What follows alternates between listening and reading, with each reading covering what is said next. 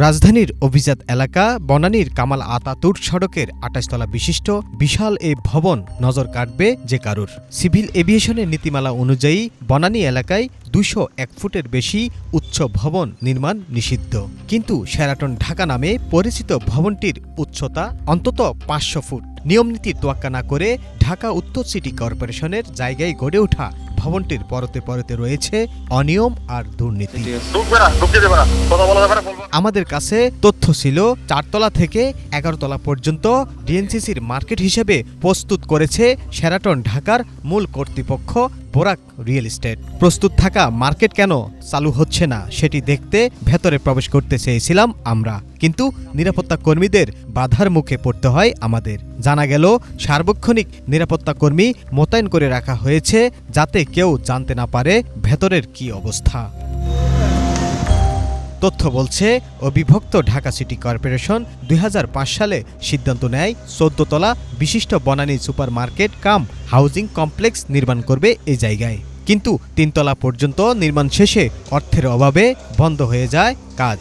পরে ২০০৬ সালে বোরাক রিয়েল এস্টেটের সঙ্গে বাকি কাজ সম্পন্ন করতে চুক্তি করা হয়। চুক্তি অনুযায়ী ১৪ তলা ভবন নির্মাণের কথা থাকলেও অভিযোগ রয়েছে গোপনে সিটি কর্পোরেশনের অসাধু কর্তা ব্যক্তিদের যোগ সাজসে ১৪ তলার জায়গায় ৩০ তলা ভবনের ভিত্তি নিয়ে ইতিমধ্যে ২৮ তলা সম্পন্ন করে আলোচিত ব্যবসায়ী নূর আলীর প্রতিষ্ঠান বোরাক রিয়েল এস্টেট। নির্মাণ শেষ হতে না হতেই সেখানে চালু করা হয় বিশ্বখ্যাত চেইন হোটেল ব্র্যান্ড শেরাটন। অথচ যে জন্য তাদেরকে এই কাজ দেওয়া হয়েছিল সেই সিটি কর্পোরেশনের মার্কেট দেড় যুগেও বুঝে পায়নি ডিএনসিসি। কেন আজও এই মার্কেট ডিএনসিসি বুঝে পাচ্ছে না সেই প্রশ্ন বনানী সুপার মার্কেট সমবায় সমিতির। সিটি কর্পোরেশন ব্রাককে করছে, ডেভেলপার হিসাবে দিছে, কত পার্সেন্ট দিছে, কি দিছে, কাগজপত্র কি আছে, কতদিনের মধ্যে বুঝে দিবে, এগুলা সংক্রান্ত বিষয়ে আমাদের জানারও কথা না, আর আমরা এগুলো জানতে চাইও না। এগুলা বড় ব্যাপার, এগুলি যেহেতু সরকারি প্রজেক্ট বলছি, সরকারি সম্পদ, এগুলি দেখার অনেক বড় বড় আছে। তথ্য বলছে চুক্তি অনুযায়ী মার্কেটের ৪ তলা থেকে ১১ তলা পর্যন্ত ডিএনসিসি বুঝে পাবে। এতে প্রায় ৫৫০ কোটি টাকার সম্পদ বুঝে পাওয়ার কথা সংস্থাটির, কিন্তু গত এক দশকেও বুঝে পায়নি তারা। উল্টো চুক্তির শর্ত ভঙ্গ করে ১৪ তলার স্থলে ২৮ তলা ভবন নির্মাণ করে পুরোটাই নিজেদের নিয়ন্ত্রণে রেখেছে বোরাক তথা শেরাটন হোটেল কর্তৃপক্ষ। প্রকাশ্যে এমন পুকুর চুরি হলেও নিশ্চুপ ডিএনসিসি। এসব বিষয়ে জানতে ঢাকা উত্তর সিটি কর্পোরেশনে ২ দিন গিয়ে দীর্ঘ অপেক্ষার পরেও মেয়র বা প্রধান নির্বাহীর কোনো বক্তব্য পাওয়া যায়নি। গত বছর এ বিষয়ে ব্যারিস্টার সাইদুল হক সুমন স্বপ্রণোদিত হয়ে আদালতে রিট করার পর বিষয়টি নিয়ে তোলপাড় শুরু হয়, যা বর্তমানে বিচারাধীন। রাষ্ট্রের সম্পত্তি উদ্ধার করতে গিয়ে দেখা যায় পরতে পরতে দুর্নীতি। ক্যাবের পারমিশন নাই, রাজুকের পারমিশন নাই, মানে হচ্ছে গিয়ে যত আমরা কাগজ খুললেই দেখা যায় যে দুর্নীতির গন্ধ আর দুর্নীতির গন্ধ। এই বোরাক তারা কোনো ধরনের আইনের তোয়াক্কা করেন না। ক্যাব যারা সিভিল এভিয়েশন, যে কত উচ্চতার একটা বিল্ডিং এই বনানী এলাকায় হবে, এটা ক্যাবের অনুমতি ছাড়া, সিভিল এভিয়েশনের অনুমতি ছাড়া আপনি কখনো বিল্ডিং এর বানাইতে পারবেন না। কিন্তু বোরাক তারা আইনের তোয়াক্কা না করে এবং সিটি কর্পোরেশন ২ জন মিলে তারা এটাকে ক্যাবের পারমিশন না নিয়ে এটাকে ২৮ তলা বানানোর অনুমতি দিয়েছেন এবং ২৮ তলা বানিয়েছেন।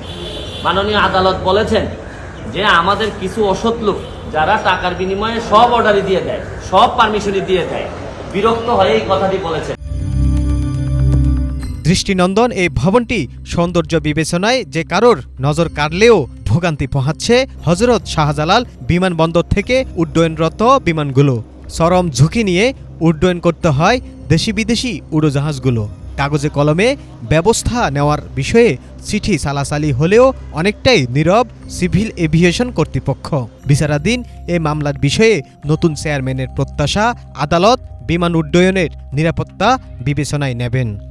পারমিটেড হাইট হচ্ছে কি ২০১ ফিট, এবং অতিরিক্ত যা করেছেন সেই ব্যাপারে আমরা রাজুককে আমাদের বক্তব্য আমরা বলে দিয়েছি, এবং এই সংক্রান্ত একটা মামলাও কিন্তু কোর্টে চলমান আছে এবং আমরাও পক্ষভুক্ত আমরা আছি, এবং আমরা সে কোর্টকে আমরা আমাদের যেসব তথ্য দেওয়ার কথা আমরা সেগুলো দিয়ে যাচ্ছি। যদি কেউ বেশি থাকে সেটা আইন অনুযায়ী রাজুক সেই ব্যবস্থা নেবে, সেটা অন্য জিনিস। বাট আমরা আমাদের এভিয়েশনের সেফটির ব্যাপারে কতটুকু হাইট পাওয়া যায় সেটা আমরা একদম সুনির্দিষ্টভাবে আমরা বলে দিই। চেয়ারম্যান জানান, রাজধানীতে ভবন নির্মাণে রাজুক থেকে অনুমতি নিতে হয়, আর রাজুক সিভিল এভিয়েশনের নিয়ম অনুসরণ করেই ভবন নির্মাণের অনুমতি দেয়। তবে এই ভবন নির্মাণে রাজুককেও তোয়াক্কাই করেনি বোরাক রিয়েল এস্টেট, এমনটাই জানালেন রাজুকের প্রধান নগর পরিকল্পনাবিদ। যে শেরাটন হোটেল রয়েছে, আমাদের এই যে সিটি সেন্টার রয়েছে এবং গুলশান 2 নম্বর যে ইউনিমার্ট বিল্ডিং রয়েছে, কোনো ভবনে রাজধানী উন্নয়ন কর্তৃপক্ষের ক্ষেত্রে অনুমোদন নেই। ওনারা সিটি কর্পোরেশন নিজেরাই অনুমোদন দিয়েছে ওনাদের নিজস্ব ক্ষমতা বলে। সিটি কর্পোরেশন কিভাবে দিয়েছে, ডেফিনেটলি সিটি কর্পোরেশন তার জবাব ওনারা দিতে পারবে। এত সব অনিয়মের বিষয়ে বোরাক তথা শেরাটন কর্তৃপক্ষের বক্তব্য জানতে চাইলে আদালতে বিচারাধীন বিষয়ে তারা কোনো কথা বলবেন না বলে জানিয়েছেন। তবে লিখিত এক চিঠিতে সব অভিযোগের ব্যাখ্যা দিয়ে নিজেদেরকে নির্দোষ দাবি করেছেন তারা। সাদ্দাম হুসাইন, বাংলা ভিশন, ঢাকা।